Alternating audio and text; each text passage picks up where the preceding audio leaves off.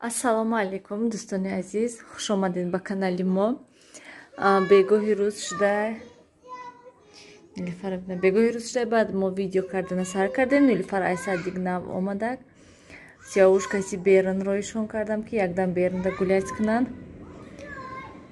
Барои ки вай ҳаво нағзай ҳоли. Ман ҳамҷо шитян кӯдако вай чӣ мегӯянд? Чхел ҳами кӯдако ҳозир хеле як бозӣ ёд гирифтанд, санг кати бозӣ мекунанд. Рости гап вақте ки мо вай будем хел майда будем, мактабхон будем, ҳам хеле чӣ сангбозию хеле чӯббозӣ вай кунӣ набуд. Мо фақат ҳамин бозӣ мо резинка бозӣ буду победаю якдом да як туп будак. Вай тупа ҳама каса эҳтиёт мекардем ки то ки ягон чӣ нашавад. Бозӣ мекардем ҳама каса, ҳамон як туп кати бе ҷангу бе ҳичи намедонам. Ҳозир кӯдак да ягон кас Сиёвуш як тараф мошин.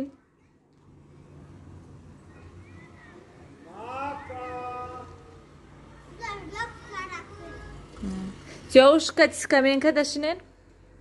Ҳозир ба фикрам хонаи ҳамада ҳамин тупу ҳам хеле бозича мозича пур ҳаста, не ки ҳеҷ ка дилаш намешад буроварданда. Ба ҳамин сангбозиву ба фикрам чӯббозӣ карда мешиданд кӯдако. Сангпартое ёд гирифтагӣ ҳастанд. Ҳозир ҳаминҷо омадиянд кӯдакои майда инҷода бозӣ кардистанд ва ё сангбозӣ кардистанд. Анамихел додани Нилуфар бинам. Салмон имрӯзи дар розгуворода набуд, барои он ки саҳри вақте ки айхоб хестем вай мана инҷода хобай саҳри вақте ки айхоб хестем вай набуд. Чӣ мегӯянд? Об набуд ва рости гап ҳама планно вай шуданд, вайрон шуданд. Ман нақша доштам ки хонаҳоя якбор плоша яъне влажный уборка мекунам ки нашуд. Баъд рости гап манам ҳамин дидам ки об нест, тамбалӣ кардаму хоб рафтам.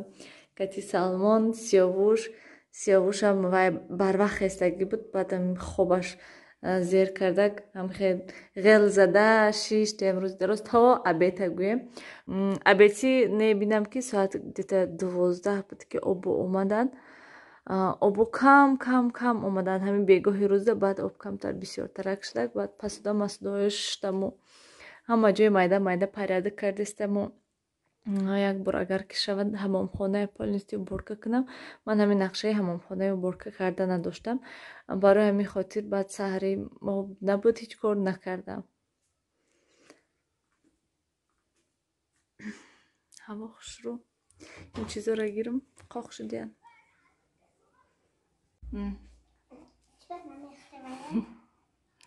Нилуфар айберин як чормағз ёфта бовая шикаста мана хеле хушрӯ карда гирифта барои ман овардаша. Раф Сиёвушам биёр ҷонона. Берун буров биёрша алдашка гириш биёрша ва айберун фарёдаш мекунӣ намебиёд. Ай хона. Биёин ядам шинен баъд ужин кунен. Шӯрбоча ҳаста камтар вай буд. Чӣ мегӯянд? Зуволаҳои самбуса ҳаст ку ҳаваё тайёр буданд. Рости гап мехостам ки пирашкишон кунам, лекин вақте ки айхал аз ин гирифтам шуна дидам ки чӣ хел часпидагӣ ҳастанд. Барои он ки якбор гирифта будум шуд. Мана Сиёвуш омадак. Биё дуро. Биё дара пуш. Дара қулф кун Нилуфар.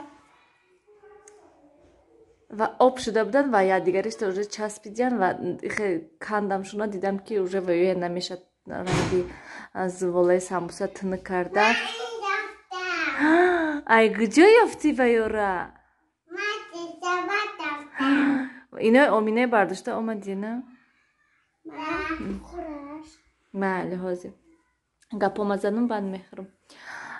Баъд гирифтум ҳамхел руғанда жаритшон кардам мондам тамом. Як тиша Сиёвушда, як тиша апашда, як тиша мамашда. Спасибо ҷонума. Сиёвуш бари чормағз дод задиста. Чиркиша бинана. Хезен дастатуна шӯем, роҳотуна шӯем, баъд роин шинед хонада ба ҳазоро. وای خدای من چرکی لب درش بیدن خیر رفته وای آش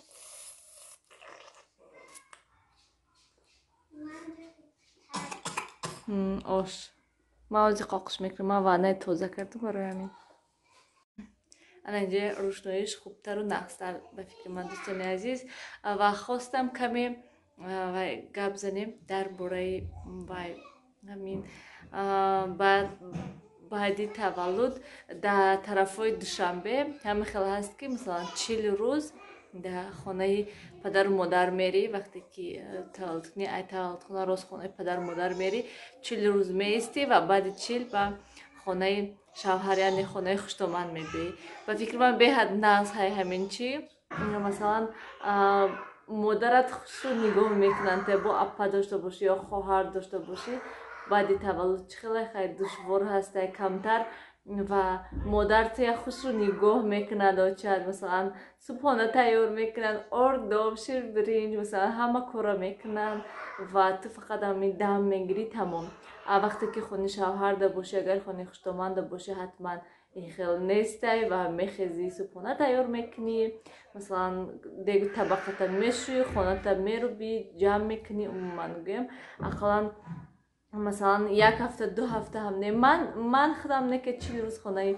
اوچم شده ایستادگی نیستم نیلوفر ده 1 ماه ایستادگی هستم من لیکن در حقیقت به حد خوب هست به حد ناز هست من خانه اوچم میرفتم یگان کار نمیکردم همه کار اوچم میکرد حتی همین کودک نگاه میکردن سرششتن گوارا کردن و روغن کردن و من همه چیزش من در اوچم یاددگی هستن همین 1 ماهی که در خانه اوچم شده بودم اوچم هم کارش میکرد حتما من تا حال مثلا 3 فرزند هسته من شروع مثلا سرشنا شده نمیتونم وقتی که مایده چه هستن اوچم فیرون میکنم فقط که تو که اوچم شویان گفتم من خود میترسم و همشه اوچم هم خیلی اومده سرشنا میشتن طرفای خوجان ده خیلی نیسته طرفای خوجان همشون روز خونه خشتومندشون میرن و شوهری من نیز میگفتن که خونه خشتومند رفتن در کار از سببی که وقتی که نیلوفر من تولد کردم شوهرم نبودن و من راست خونه اوچمشون رفته بودن خشتومندم نیز میگفتن که و روین خونه اوچتون مثلا من هیچ کار سیارم نکرده نمیتونم کودک نگاه کرده نمیتونم برای همین خوبترش خونه اوچتون روین با اوچتون ناز نه که خشتومندم نیز کسی مو بودم چند قطعی مو و شب خوره بگویم پر خونه ما بودن من خودم میگفتم که خلا بیاین کسی مو استین گفتم بعد می ایستادن دستم در کرد برای همین خیلی قپیده استم الان خیلی دوستانی عزیز نویسین کامنت ده که شما چه خیلی مثلا شما خونه اوچتون رفتگی هستین یا که نه چخیل عموما من تا حال چخیلی که گفتم حتی دیروز من وارد خسرو بستن نتونستم چخیلی که اوچم بستن و اکو حرکت میکنیم که دیگه با ایپاگو حتما خودم وارد بندم شد نبستم شد امروز چخیلی که موزی خوبه کودکوی بینیم سرچه همسایه آمدگه و کردستن بازی کردستن ما اوقات گرم کردم که نه اوقات نه کتی و بازی کردستن دختری همسایه کتی الان خیلی دوستان عزیز وایده کانال ارزنده ده من یک ویدیو موندم این بگاهی روز در اومده حتما دوستان عزیز تماشا کنین راستی گپ من خیلی بود که هم خیلی شده صحبت نمی کردیم فقط ای پشت کامera گپ می زدم من اکو من حرکت کردم که هم خیلی صحبت کنیم بسیار از تماشا بینان نیز گفتن که اپنی فرق تون نشان ده خوب ترش که گپ زنی نه اینکه دیواله و من حرکت کردم که هم خیلی ویدیو کنیم دوستان عزیز من کامنتاری های شما انتظار هستم و حتما دوستان عزیز در اومده کانال ارزنده ویدیو تماشا کنین دستگیری کنین و من با حرکت میکنم که در دیگه موضوع ها صحبت کنیم کامنتاری ده نویسین که در چی موضوع با میخواین مثلا صحبت ها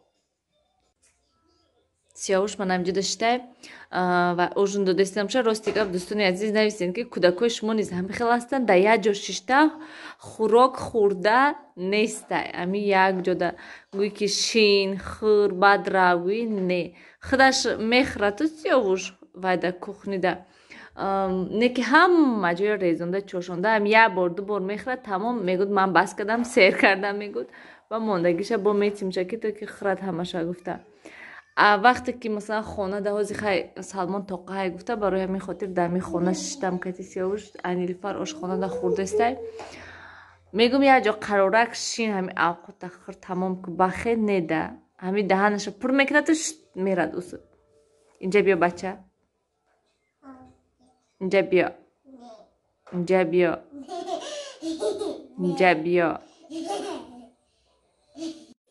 дӯстони азиз ҳамин кати влога ба охир расонем бегоҳи рӯз шудаги ма жалюзиёи вай накардем нагзарондем кӯдакоям анҷобаҷо кардам берунам хеле торик ҳечка нест гӯем берунда ҳаво шурӯъ